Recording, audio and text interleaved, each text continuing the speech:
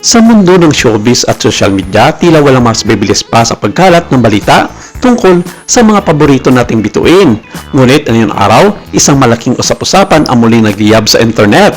Ang ugnayan sa pagitan ng tinaguriang star of the new generation na si Jillian Ward at ang anak ng pambansang kamao na si Eman Bacosa Pacquiao at ang naging payo ng kanyang pangalawang ina na si Jinky. Matagal na rin naging paksa sa mga kaka ng dalawa, ngunit sa pagkakataong ito, tila may mga salitang binitawan na hindi na maaring bawiin.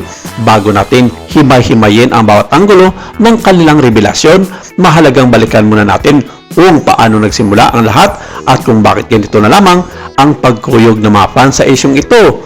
Si Jillian Ward ay hindi na bago sa paningin ng mga Pilipino. Mula noong siya ay bata pa at gumanap bilang si True Disliit, nakita natin ang kanyang paglaki sa harap ng kamera. Sa ngayon, siya ang bida sa top rating afternoon drama na Abot Kamay na Pangarap, kung saan ipinamalas niya ang kanyang galing sa pag-arte bilang si Dr. Annalyn Santos.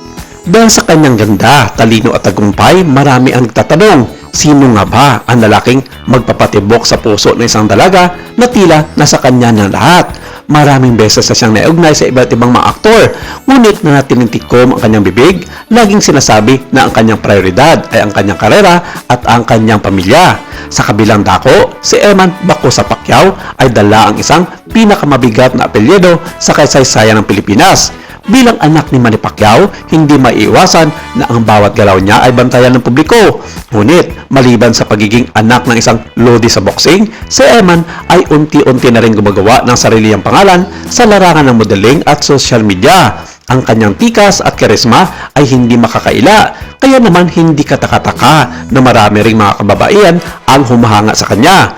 Ang pagsasama ng isang reyna ng telebisyon at isang prinsipe ng tanyag na pamilya ay tila isang kwentong direkta mula sa isang pelikula.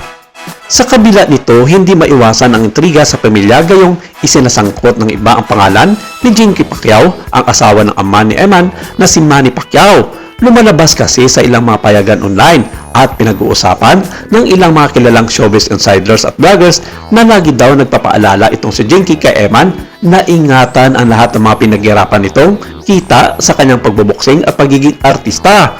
Minaksama kasi ito ng ilang netizens at sinasabing ang pinapatungkulan di mano nito ay si Jillian Ward na karamihan ay nagsasabing gusto lang dumikit ng dating child star kay Eman dahil sa fame at pera. Wala pa naging reaksyon dito ang kampo ni Jillian tungkol sa mga kumakalat na issue na ito tungkol sa kanila ni Eman.